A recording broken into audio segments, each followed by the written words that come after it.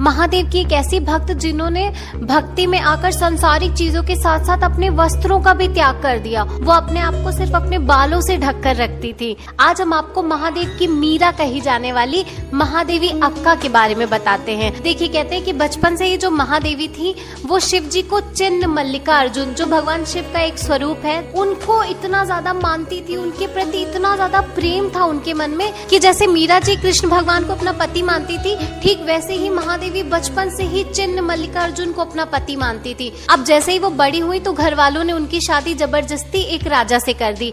अब राजा के साथ तो वो गृहस्थ जीवन अपना नहीं पा रही थी, तो राजा इस चीज से बहुत क्रोधित रहता था, क्योंकि जब वो अपनी पत्नी को किसी और के प्रति इतना समर्पित देखता था तो उसे क्रोध आता था। और जब भी वो महादेवी के पास जाने की कोशिश करे तो महादेवी उन्हें ये कह के दूर कर दे कि मेरा तो सिर्फ एकमात्र पति है, वो है महादेव, और मेरे पे सिर्फ और सिर्फ उनका ही अधिकार है। अब अपनी पत्नी के मुंह से इस तरह की बातें सुन के किसी को भी क्रोध आएगा, तो राजा भी एक बार बहुत क्रोधित हुए और भरी सभा में उन्होंने महादेवी का ऐसा अपमान किया कि पूछो नहीं। उनसे बोला कि अगर तुम मेरी नहीं हो, मैं तुम्हारा कुछ नहीं हूँ, शिव तुम्हारे पति हैं, तो तुम यहाँ पे जो ये सुख साधनों का भोग कर रही हो ये मेरा है।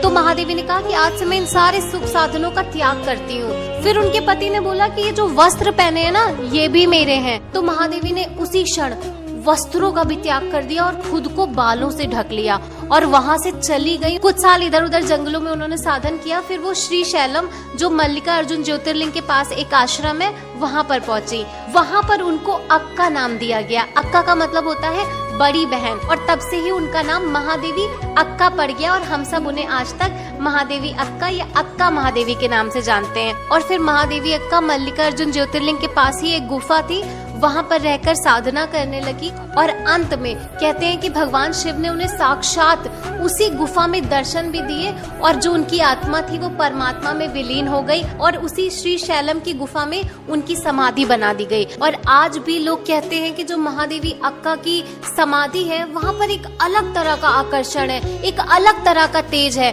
कई साधक वहां पर जाकर जब साधना करते हैं तो वो कहते हैं कि यहाँ पर एक महादेव से अलग और गहरा कनेक्शन महसूस होता है। तो देखिए, अपने धर्म में कितने महान और बड़े बड़े भक्त हुए हैं जिन्होंने भगवान की भक्ति और प्रेम के लिए सारी लिमिट्स क्रॉस कर दी और अंत में स्वयं भक्त और भगवान में कोई फर्क ही नहीं रह गया, उनकी आत्मा परमात्मा में विलीन हो गई।